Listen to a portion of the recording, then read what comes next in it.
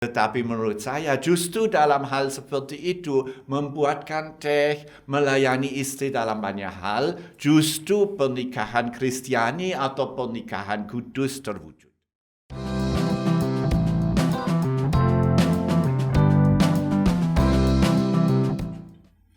Ya, menarik nih Pak Kris. Jadi justru tadi awal Pak Kris mengusulkan jangan dilihat ini dari ritual gerejawi, sakramen dan tidak, tetapi justru dilihatlah dari relasi keluarga itu sendiri gitu ya.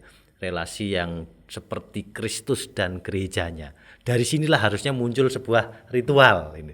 Ini yang sangat menarik kita pegang Bapak Ibu. Jadi jangan melihat ritualnya baru kuduslah pernikahan, tapi dari relasi yang kudus antara gereja dan gerejanya ini yang terwujud dalam keluarga, itu akan kita angkat menjadi ritual itu kudus dan tidaknya. Itu artinya Pak Kris, jadi sebuah keluarga itu menjadi kudus ketika antar suami dan istri ini menggambarkan bahwa suami betul-betul menggambarkan sebagai Kristus dan istri sebagai gerejanya yang dimana selalu punya relasi dan kedekatan. Nah, artinya kekudusan itu harus terjadi dari dua belah pihak ini ya Pak Gereja. Jadi tidak bisa misalnya hanya suami saja yang mempraktikkan bahwa saya harus seperti Kristus dan melayani dengan baik, tapi istri tidak menggambarkan gerejanya yang tunduk, atau sebaliknya juga istri yang ingin tunduk melayani tapi suami malah tidak menggambarkan Kristus. Nah, kalau seandainya salah satu saja yang menggambarkan dari relasi itu, tetapi satunya ini dia punya pola pikir begini, ya saya punya kewajiban untuk, misalnya istri, saya punya kewajiban untuk menghormati suami, tapi kalau saya merasa bahwa dia seperti Kristus, sebelum dia seperti Kristus, saya tidak mau menjadi gereja. Dan atau sebaliknya, kalau sama-sama begitu bagaimana Pak Kris? Ya, saya rasa konflik seperti itu bisa saja terjadi dalam pernikahan yang paling kudus pun, dalam pernikahan yang paling saleh pun pasti ada konflik. Tapi saya rasa konflik pun bisa kita bandingkan dengan hubungan antara kita dengan Kristus. Saya rasa kita pun dalam kehidupan iman kadang juga berkonflik dengan Kristus. Kita tidak bisa menerima apa yang dia nasib kita jadi bertanya kenapa harus seperti ini. Tentu konflik itu akan kita bawa dalam doa, kita akan bertanya, kita akan bergumul. Tapi tidak mungkin kita mengata-ngatai Kristus dalam doa seperti itu. Nah, demikian juga kalau muncul dalam konflik seperti itu dalam keluarga, satu pihak merasa wah hanya saya saja yang mewujudkan hubungan itu, tapi pihak lain tidak. Ya, mari kita bergumul bersama seperti kita bergumul dengan Kristus, dan mudah-mudahan dari pergumulan itu akhirnya pernikahan kita semakin mewujudkan hubungan atau melambangkan hubungan antara Kristus dengan gereja. Tentu kita manusia, kita tidak sempurna. Kita di dunia ini tidak pernah akan mewujud nyatakan secara sempurna kasih Kristus terhadap gerejanya. Tetapi paling tidak kita bisa menuju untuk tidak hanya sekedar memahami, tapi juga semakin menghayati misteri ini. Dan sekali lagi misteri ini bukan seperti teka-teki. Sekali mendapat sudah tahu artinya, tapi itu membutuhkan proses. Demikian juga pernikahan membutuhkan proses untuk semakin mewujud nyatakan hubungan antara Kristus dengan gereja. Baik. Wah, menarik Bapak Ibu. Jadi konflik dan persoalan tentu selalu ada di dalam sebuah proses berkeluarga. Itu bagian dari misteri itu sendiri ya Pak Kris ya. Jadi bagian berproses, mendalami, melihat misteri itu terjadi sering konflik yang ada. Nah, selanjutnya begini Pak Kris, kalau namanya berkeluarga itu kan sebenarnya bukan hanya suami dan istri itu yang menjadi satu, tetapi ada keluarga besar. Nah, keluarga besar yang seringkali di sini justru mereka akan menjadi bisa menjadi penopang penyokong keluarga yang baik. Tapi dalam realita Pak Kris, saya seringkali melihat keluarga besar justru tidak mendukung persatuan, tapi malah seringkali menjadi pemicu konflik antara suami istri. Nah, lalu kalau hal seperti ini bagaimana Pak Kris untuk melihatnya kita sebagai orang yang berproses mendalami misteri itu, apakah keluarga besar masih menjadi bagian dari diri kita atau harus itu sudah orang lain? Karena kalau kita baca kan sebab itu laki-laki akan meninggalkan ayahnya dan ibunya dan ini bagaimana Pak Kris? Ya, saya rasa ini pertanyaan menarik dan saya harus mengakui saya belum memikirnya. Saya justru merasa terinspirasi oleh pertanyaan ini. Betul, dari satu segi ada unsur meninggalkan dan memang kita selalu harus menguji diri. Dari satu segi kita memang disuruh oleh Tuhan Yesus untuk mengasihi dan menghormati orang tua. Tetapi justru di sini Rasul Paulus membuat satu garis. Kalau sampai hubungan dengan orang tua menjadi mengganggu hubungan kita, ya kita juga harus membuat prioritas. Bahwa saya pertama harus mengasihi istri saya, baru sebagai kewajiban kedua, nomor 2, saya juga harus menghormati orang tua. Syukur-syukur kalau orang tua dan keluarga besar lainnya juga orang Kristen, sehingga mereka bisa diajak.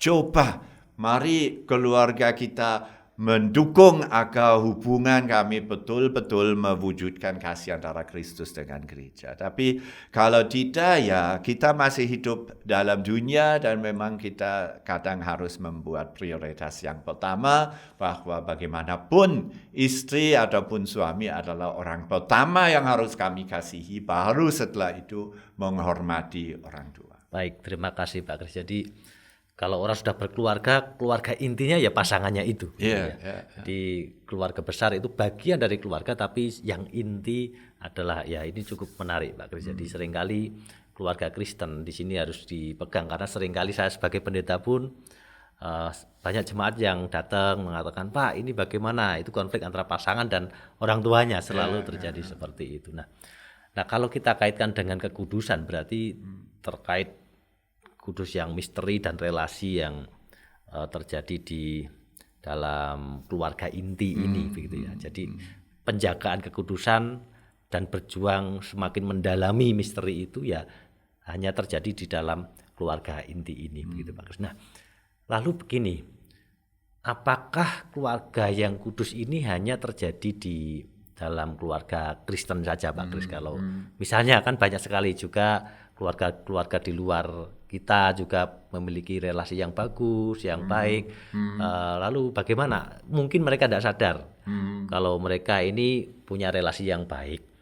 Tapi kalau kita sama-sama baiknya, tapi kita terinspirasi dari relasi Kristus dan gerejanya. Apakah bisa misalnya kita mengatakan walaupun mereka tidak diberkati di gereja, tapi mereka juga bagian dari keluarga yang kudus, atau hanya kita saja, orang Kristen saja Pak?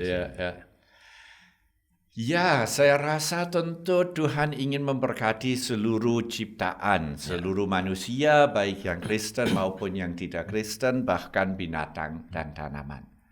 Namun yang benar-benar memahami itu sebagai satu misteri Kristiani, ya adalah mereka yang beriman. Dan saya rasa di situ orang Katolik tidak 100% salah kalau mereka menyebutkan pernikahan sebagai sakramen. Karena saya rasa justru dalam misteri ini ada banyak kesamaan dengan sakramen baptisan dan sakramen perjamuan kudus. Orang non-Kristen juga makan roti dan sebagian juga minum anggur. Dan mereka bisa merasakan nikmatnya, enaknya rasanya roti dan anggur itu. Tapi yang betul-betul memahami, menghayati dan mengimani bahwa dalam perjamuan kudus roti dan anggur itu menghubungkan kita dengan Kristus, membuat kita bisa menerima tubuh dan darah Kristus, ya hanya orang yang Kristen, itu pun hanya orang Kristen yang beriman, bukan orang Kristen KTP. Demikian juga dengan pernikahan.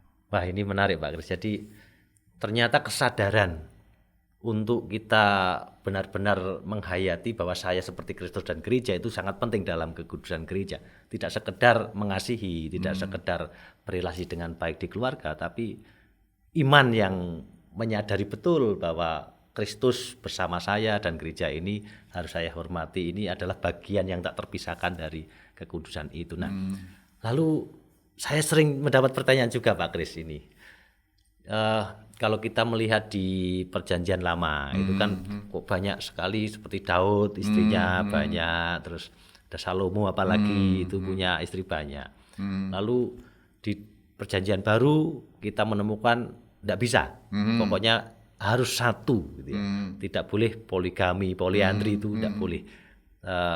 Tapi dalam PL terjadi seperti itu. Nah, kekudusan pernikahan ini terkait dengan yang seperti itu bagaimana Pak Kris? Khususnya ada poligami, poliandri. Ya, saya rasa ini pertanyaan yang sangat menarik. Baru tadi pagi saya juga diskusi dengan istri saya.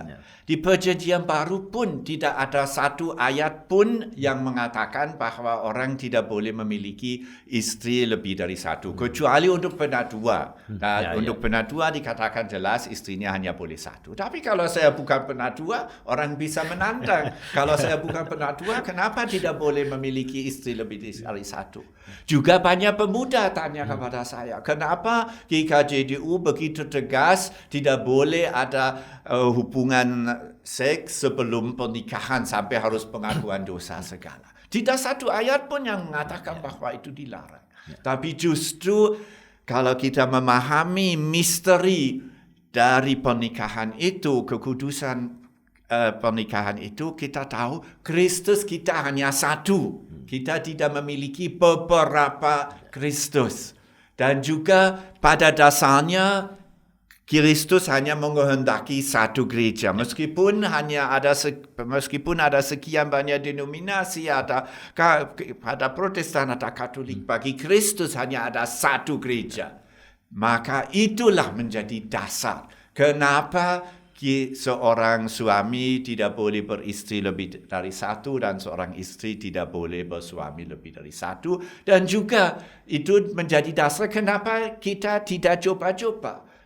Kristus ingin supaya kita mengasihi dia, jangan coba Buddha dulu, coba ilah ini dulu, baru setelah dicoba sekian banyak, akhirnya percaya kepada Kristus. Demikian juga kita jangan coba-coba dulu sebelum menikah, tetapi baru setelah sudah melakukan, sama seperti kita sesudah dibaptis, sesudah mengaku percaya, kita bersatu dengan satu Kristus. Demikian juga sesudah pemberkatan kita sudah diberkati di dalam gereja, baru setelah itu kita boleh berhubungan selayaknya untuk suami istri.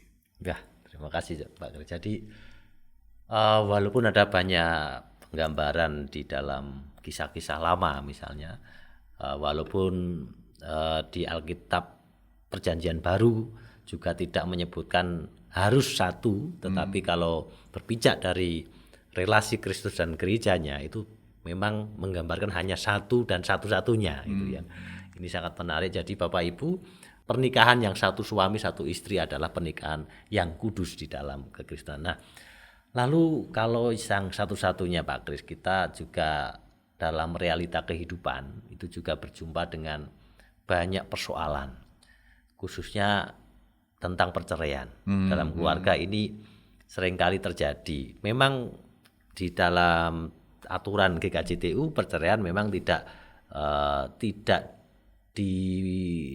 diizinkan sebenarnya, tidak diizinkan. Tetapi dalam realitanya itu masih sering terjadi. Kalau menurut Pak Kris, dengan realitas seperti ini bagaimana? Apakah pernikahan sebelumnya ini memang dianggap kudus atau tidak karena terjadi perceraian, atau juga setelah cerai dia menikah lagi ini juga masih bisa dianggap kudus atau tidak Pak Kris? Ya. Pertama mengenai soal perceraian itu sendiri, sebenarnya Tuhan Yesus sendiri di dalam khotbah di atas bukit berkata, siapapun yang menceraikan istrinya kecuali karena pencabulan. Jadi ada perkecualian. Kalau misalnya seorang istri berkali-kali ditipu oleh suaminya, suami berkali-kali melakukan perzinaan, Ya, menurut saya istri itu sebenarnya tidak terikat lagi. Dan mungkin dalam hal ini juga hukum gereja harus kita pikir ulang. Ada minimal satu pengecualian. Kalau misalnya berkali-kali mengalami penipuan seperti itu, ya tidak harus cerai. Tapi paling tidak Tuhan Yesus pun mengizinkan untuk bercerai. Yang kedua, ya saya rasa kalau sudah kadung bercerai, entah apa alasannya, ya kalau bisa pulih kembali, kalau bisa satu saat bersatu kembali, ya syukurlah. Tetapi kalau memang tidak bisa, malah mungkin pihak yang satunya sudah menikah lagi, ya saya rasa tetap ada kebebasan untuk menikah lagi dan memulai lagi ya dengan pernikahan baru, menghayati misteri itu bahwa ya syukur-syukur kalau pernikahan kedua sungguh-sungguh melambangkan penyatuan antara Kristus dengan gerejanya. Jadi tetap saja masih ada kemungkinan untuk dalam pernikahan itu menjadi kudus kembali walaupun setelah perceraian ada pertobatan tentunya. Pertobatan yang nanti membangun sebuah keluarga yang seperti Kristus dan gerejanya tadi ya Pak Kris.